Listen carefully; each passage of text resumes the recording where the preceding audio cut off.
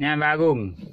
Pulau ya, gancu andalan ada Madein Pak Izwar ya. Apakah Pak Izwar gancu kita sudah siap? Biru sama oranye ya. Merah bisa juga buat merah 5 ya. Merah 5, biru 5, oranye 5. Nah, hasilnya ya.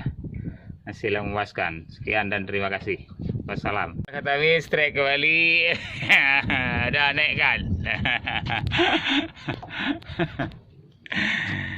Yap, semprot lagi ya.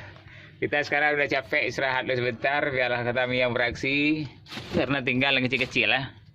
Babon sudah habis. Babon habis, tinggal yang kecil-kecil. Penghilangan barang bukti. Ya, barang bukti dilenyapkan.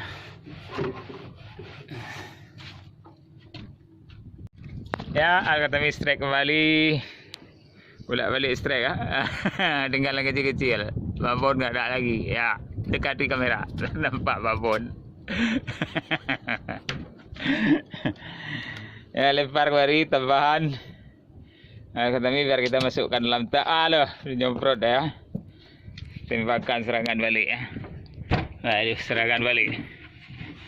Dicuci terus wajahnya, taiknya supaya nggak ada barang bukti ya lah. Menghilangkan barang bukti.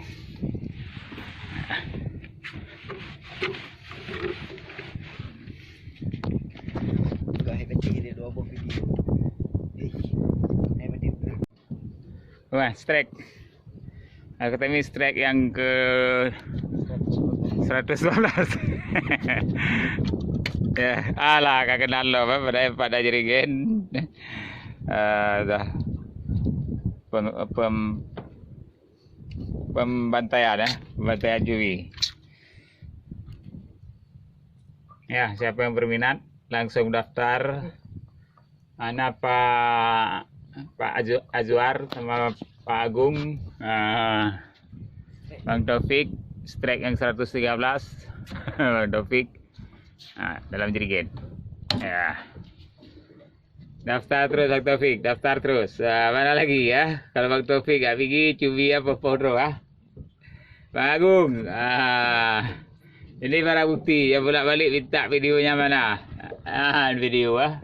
Kemarin boncos mancing jigging ya, jigging kemarin boncos. Ini gantinya boncos, pakai rekan baru ya. Orderan dari Samalanga. Strike kembali. Apa lekang masih dapat ya, tinggal kecil-kecil. Tapi strike kembali.